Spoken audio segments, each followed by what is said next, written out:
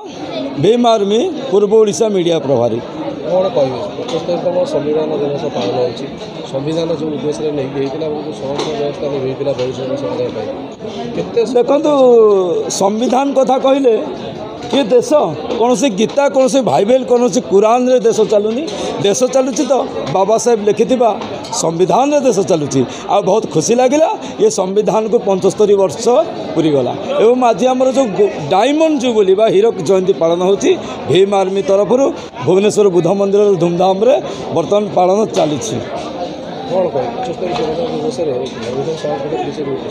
देखु बहुजन समाज उपर जो सरकार अच्छा बीजेपी भारतीय जात्रा पार्टी मुझे कहबी जनता पार्टी कहबिनी भारतीय जात्रा पार्टी ये सब बेले ये बहुजन एससी एसटी उपर अत्याचार कले एवं ताहाकू दृढ़ जवाब देते भीम आर्मी चीफ बड़ भाई चंद्रशेखर आजाद।